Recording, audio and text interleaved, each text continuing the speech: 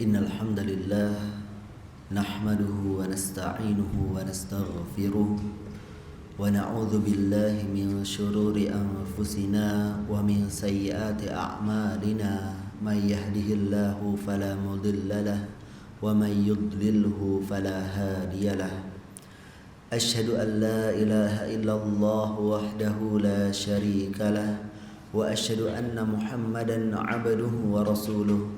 Allahumma salli wa sallim wa barik ala nabiyyina Muhammad wa ala alihi wa sahbihi wa man tabi'ahum bi ihsanin ila yaumiddin, amma ba'du. Qala Allah ta'ala fi kitabihil karim, a'udzu billahi minasy syaithanir rajim. Ya ayyuhalladzina amanu kutiba 'alaikumus shiyam kama kutiba 'alal ladzina min qablikum la'allakum tattaqun. Wa qala aidan ya ayyuhalladzina amanu taqullaha haqqa tuqatih wa la tamutunna illa wa antum muslimun. Shadaqallahul azim. Jamaah yang dirahmati oleh Allah Subhanahu wa taala, berdirinya khatib di sini terutama untuk mengingatkan kepada diri khatib pribadi dan juga sesama mengingatkan kepada jamaah sekalian bahwasanya seorang manusia hatinya pasti akan naik dan juga turun, yang artinya ketakwaan di dalam diri manusia, keimanan di dalam diri manusia ada kalanya naik dan ada kalanya turun. Para ulama mengatakan al-imanu yazidu bit-tha'ah wa yanqusu bil ma'siyah, yang artinya keimanan itu dapat bertambah dengan ketaatan kepada Allah Subhanahu wa taala dan dapat berkurang dengan kemaksiatan kepada Allah Subhanahu wa taala. Oleh sebab itu, marilah dalam kesempatan kali ini kita meningkatkan kembali keimanan kita dengan momen yang luar biasa, yaitu momen sholat Jumat di bulan Ramadan. Jamaah sholat Jumat yang dirahmati oleh Allah Subhanahu wa taala, ketika kita bersyukur kepada Allah Subhanahu wa taala, sudah wajib bagi kita untuk mensyukuri hari-hari kita. Dari bangun tidur kita syukuri dengan hati kita yang di dalam, kemudian kita ucapkan dengan lisan kita, dan jangan hanya terbatas sampai di situ saja, tapi kita juga syukuri dengan amalan perbuatan kita. Dan sholat Jumat ini merupakan salah satu amalan, salah satu manifestasi kita dalam mensyukuri nikmat yang diberikan oleh Allah Subhanahu wa taala. Kemudian salawat dan juga salam selalu kita haturkan kepada suri tauladan kita, baginda Nabi Muhammad sallallahu alaihi wasallam, yang mana ketika kita bersolawat kepada beliau, kita bersalam kepada beliau, kita wajib untuk mengetahui makna solawat dan juga salam itu sendiri. Yang mana solawat berarti doa, yang mana salam berarti keselamatan. Ketika kita memperbanyak salawat dan salam, itu bukan hanya berdoa, bersalawat kepada baginda Nabi Muhammad, akan tetapi disabdakan barang siapa yang memperbanyak salawat dan juga barang siapa yang mengikuti sunnah-sunnahnya Nabi Muhammad, banyak sekali hadisnya yang memuliakan orang-orang masakin dan sebagainya. Ketika kita mengikuti sunnah-sunnah beliau, yang mana ini adalah bentuk amalan dari solawat, bukan hanya sekedar mengucapkan secara lisan, maka nanti di akhirat kelak kita akan diberikan syafaat oleh baginda Nabi Muhammad sallallahu alaihi wasallam.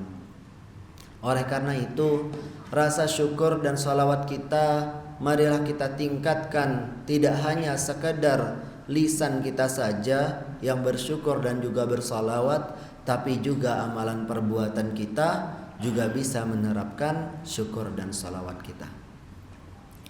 Jamaah salat Jumat yang dirahmati oleh Allah Subhanahu wa taala, Jika kita melihat atau membaca banyak sekali hadis, di antara hadis-hadis yang terkenal, Rasulullah SAW pernah bersabda, "Man kana yu'minu billahi wal yaumil akhir falyukrim jarahu, wa man kana yu'minu billahi wal yaumil akhir falyukrim dhaifahu, wa man kana yu'minu billahi wal yaumil akhir falyaqul khairan aw liyasmut."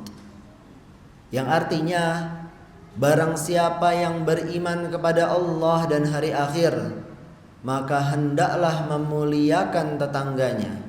Dan barang siapa yang beriman kepada Allah dan hari akhir, maka hendaklah memuliakan tamu-tamunya. Dan barang siapa yang beriman kepada Allah dan hari akhir, maka hendaklah untuk mengucapkan hal-hal baik atau diam. Di dalam hadis ini, kalau kita perhatikan secara mendetail, kita perhatikan secara seksama, ada korelasi antara iman dan amal.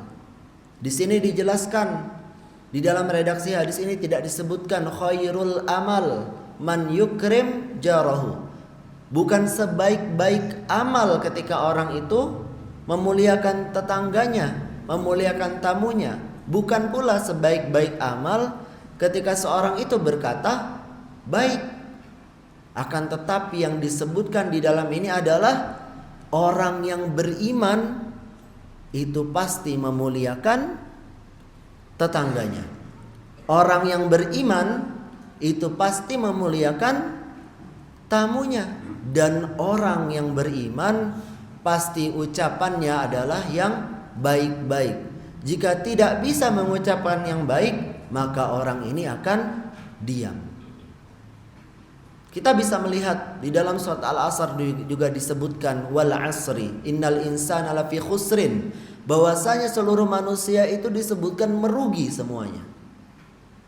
Illa, ada illanya. Illa ini adalah pengecualian, kecuali illalladzina amanu, tidak berhenti sampai di situ, wa amilus solihat, kecuali orang-orang yang beriman. Dan orang-orang yang beriman ini pasti akan ada amal solehnya.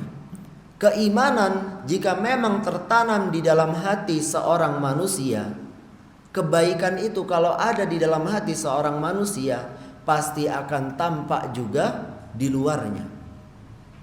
Bahkan di dalam hadis yang lain juga disebutkan, la yazni zani hina yazni wa huwa mu'min, la yasrikus sariq hina yasriq wa huwa mu'min.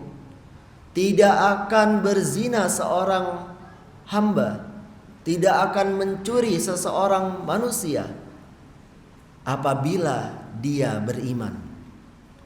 Maka ketika kita di dalam hati kita tidak bisa mengukur keimanan, coba lihat amalan kita sehari-hari. Kalau amalan kita masih banyak yang kurang, amalan kita masih banyak lalainya, amalan kita masih banyak zolimnya, itu mencerminkan apa yang ada di dalam hati kita. Ketika kita menyadari orang-orang di sekitar kita mulai merasa tidak baik, merasa takut kepada kita, menjauhi kita, maka itu adalah peringatan yang dilakukan atau yang timbul dari muamalah yang kurang baik, yang artinya amilus solihat atau amalan soleh itu tidak tercermin di dalam diri kita, yang berarti keimanan di dalam diri kita juga perlu diperbaiki. Oleh sebab itu, jamaah yang dirahmati oleh Allah Subhanahu wa taala, jangan sampai ketika kita menganggap bahwasanya keimanan di dalam diri kita itu hanya sebatas rajin ibadah saja, tapi muamalah kepada sesama manusia, muamalah kepada sesama makhluknya, muamalah kepada lingkungan, itu juga termasuk dari cermin keimanan seorang muslim. Barakallahu li wa lakum bima fihi minal ayati wa dzikril hakim, innahu huwal ghafurur rahim. Allahumma shalli wa sallim ala sayyidina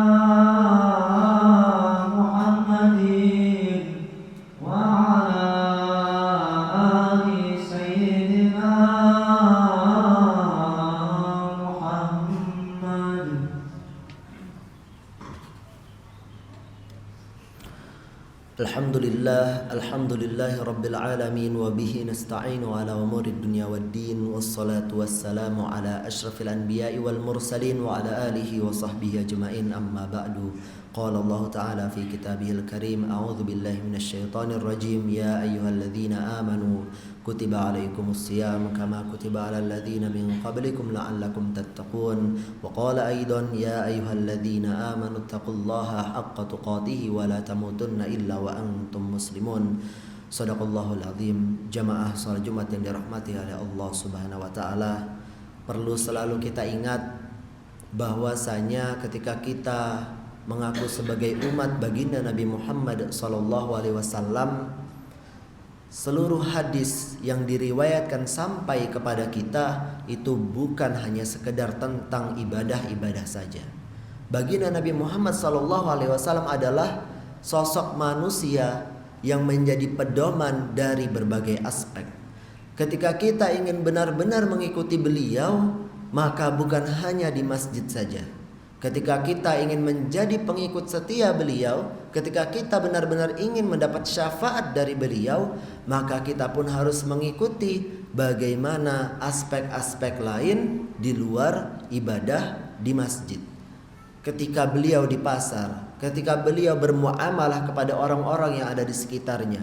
Bahkan salah satu kisah terkenal adalah ketika beliau berinteraksi kepada seorang Yahudi buta dan disuapi tiap hari-harinya.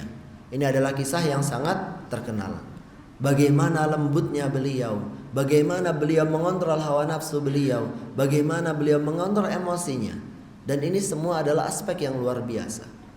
Baginda Nabi Muhammad SAW adalah sosok pemimpin, sosok guru, sosok sahabat, sosok teman, sosok ayah, sosok kepala keluarga. Oleh sebab itu, ketika kita ingin menyempurnakan kehidupan kita dan kita bingung mau kemana untuk mencari pedoman, maka Nabi Muhammad SAW sudah memberikan contoh itu dari berabad-abad yang lalu. Innallaha wa malaikatahu yusalluna 'alan nabi ya ayyuhalladzina amanu sallu 'alaihi wa sallimu taslima. Allahumma ighfir li jami'il muslimina wal mu'minat wal mu'minina wal mu'minat al ahya'i minhum wal amwat innaka sami'un qaribun mujibud da'awat ya qadiyal hajat.